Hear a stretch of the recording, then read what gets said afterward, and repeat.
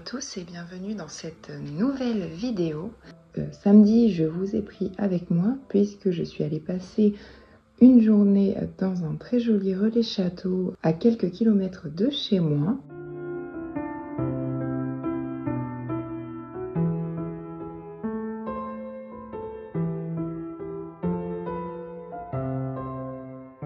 Et j'en ai également profité pour visiter les villages alentours.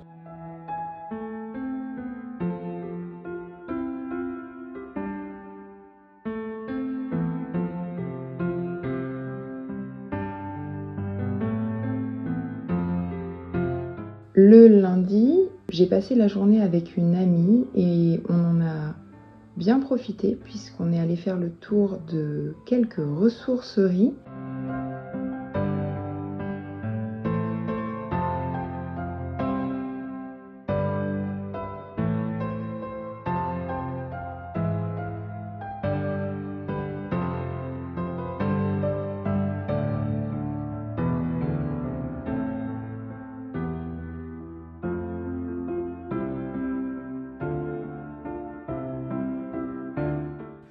Mais également au Jardiland, comme toute bonne plante addict qui se respecte. Ils avaient une très jolie sélection, ce qui est plutôt rare pour une boutique de campagne. Et comme vous pouvez le voir, quelques très jolies plantes rares. D'ailleurs, j'ai craqué pour une, mais je vous garde la surprise pour la vidéo de mercredi prochain.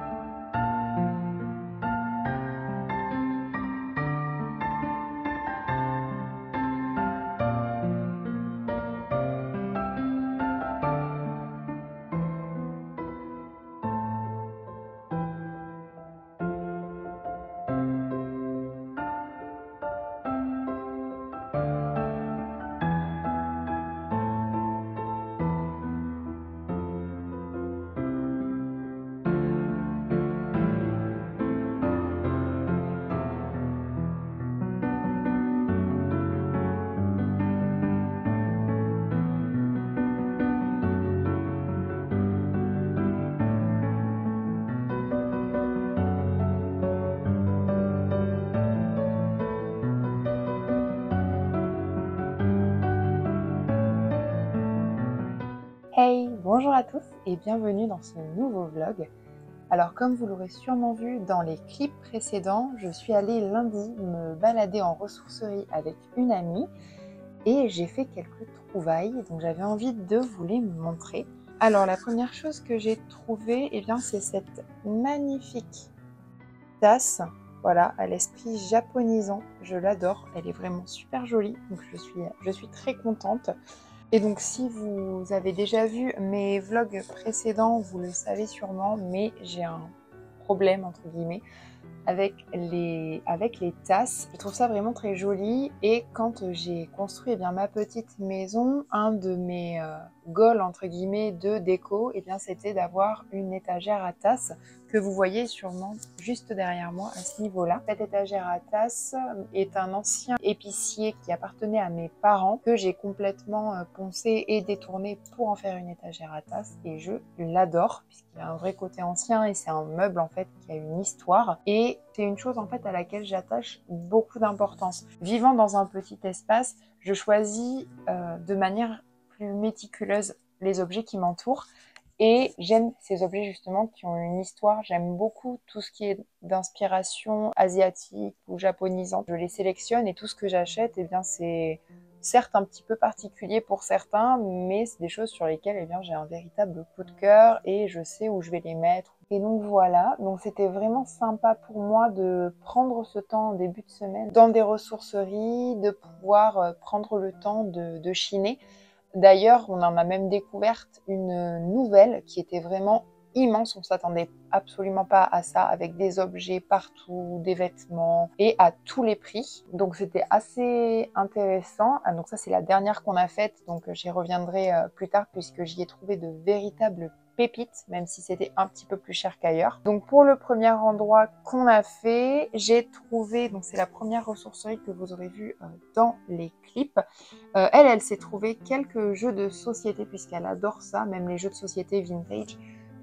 Donc elle a vraiment fait de belles trouvailles pour vraiment pas cher, donc ça c'est vraiment chouette. Du coup, je ne peux que vous recommander d'acheter de seconde main. Personnellement, je trouve que ça a un côté un petit peu chasse au trésor que j'adore. De laisser mon regard vagabonder dans ce genre d'endroits qui sont souvent très chargés, ça vraiment chouette. Et c'est toujours des bons moments, en tout cas pour moi. C'est des choses qui m'inspirent beaucoup.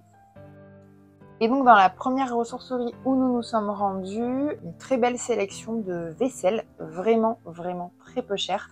Et du coup, j'ai trouvé pour moi cette très jolie tasse. Alors, elle est quand même assez grande. Si je mets ma main à côté, elle fait à peu près la taille de la hauteur du moins de ma main. À l'esprit, voilà, japonisante avec des fleurs de cerisier un peu bleutées. Et donc, elle est vraiment idéale pour des très grands cafés. Malheureusement, vu qu'elle est très haute, elle ne logera pas dans mon étagère à tasses. Mais je vais la garder, je pense, à proximité sur mon plan de travail ou au niveau de mes étagères de ma cuisine, là où j'ai déjà un petit peu de déco, je pense qu'elle ira bien. Et elle m'a coûté 50 centimes. La deuxième chose que j'ai trouvée dans cette ressourcerie, alors il faut que je vous explique un petit peu la démarche, puisque si je vous montre l'objet comme ça, vous n'allez pas forcément comprendre. Il s'agit d'un coquetier avec un petit tournesol dessus.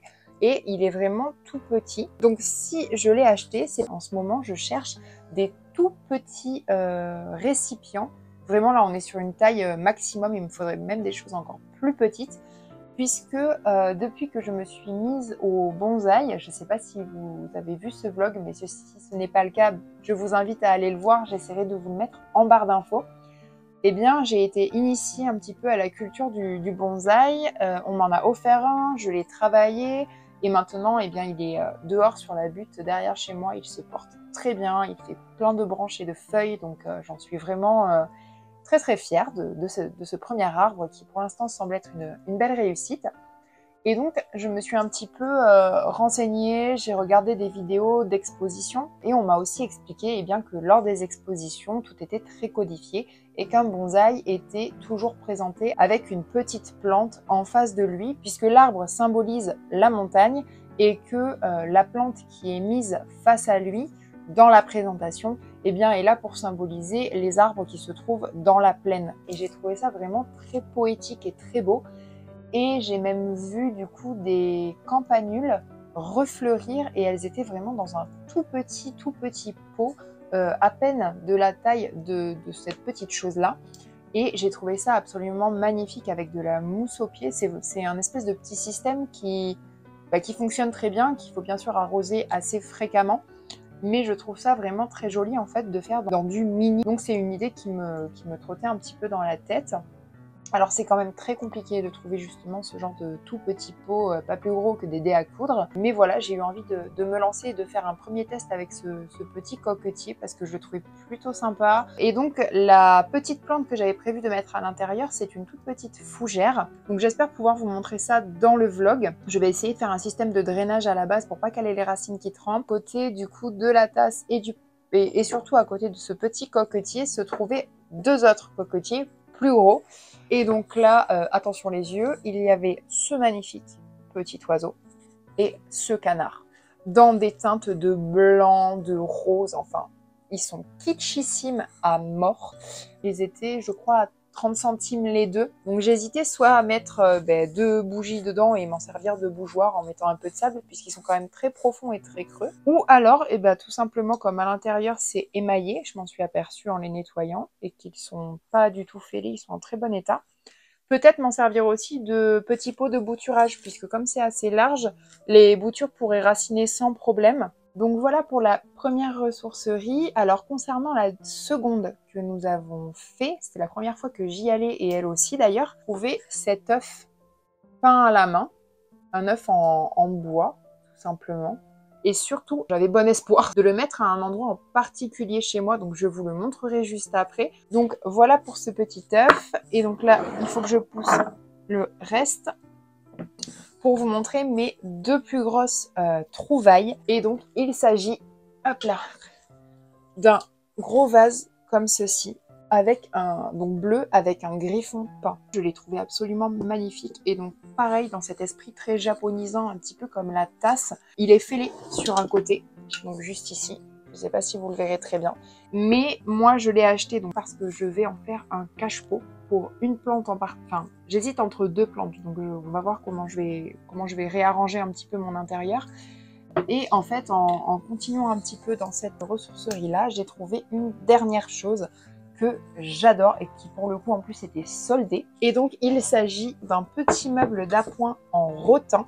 Donc il est comme ceci sur le dessus et j'ai beaucoup aimé voilà que tout le système soit vraiment en très très bon état. De toute façon, je pense que je vous ferai des close-up quand je vais mettre tout en place. Donc voilà un petit peu pour mes trouvailles. D'ailleurs, n'hésitez pas à me dire dans les commentaires ce que vous en pensez, si vous trouvez que j'ai fait des affaires ou pas.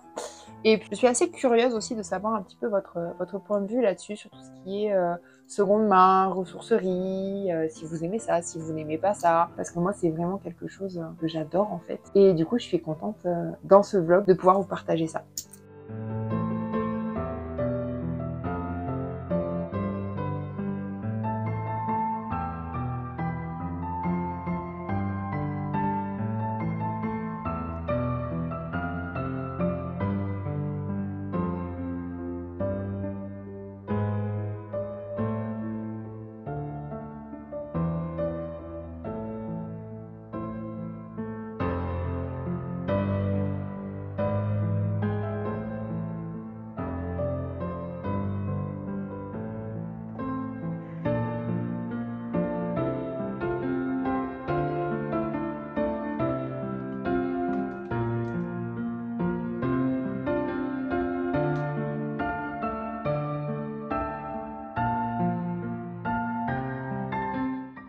Hey, je vous reprends. Aujourd'hui, nous sommes mercredi.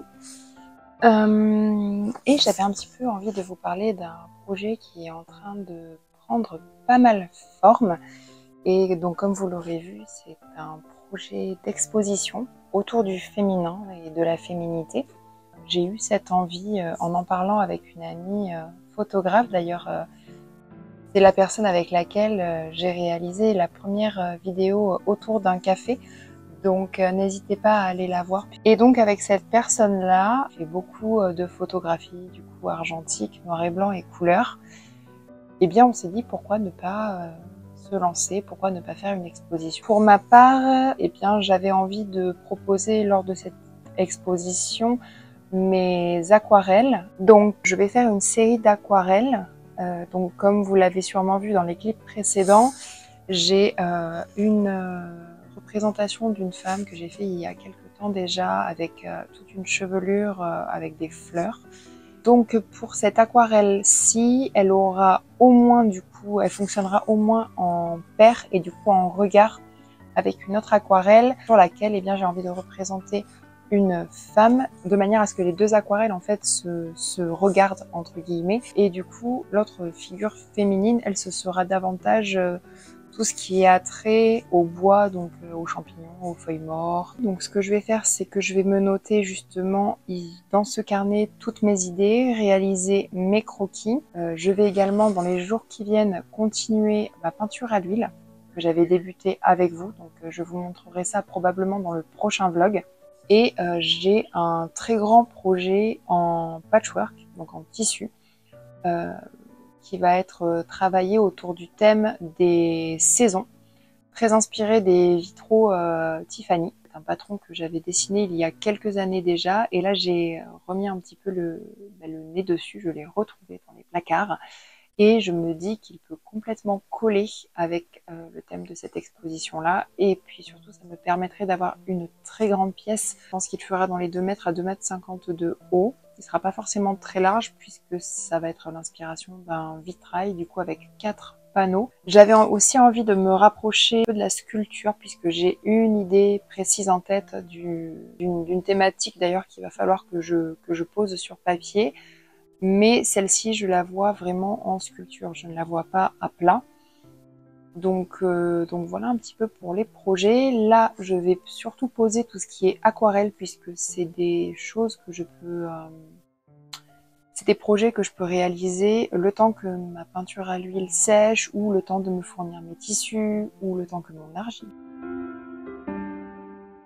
J'espère que cette vidéo vous a plu. Si c'est le cas, n'hésitez pas à la liker mais également à vous abonner pour ne pas rater les prochaines vidéos. Quant à moi, je vous dis à très bientôt. Ciao!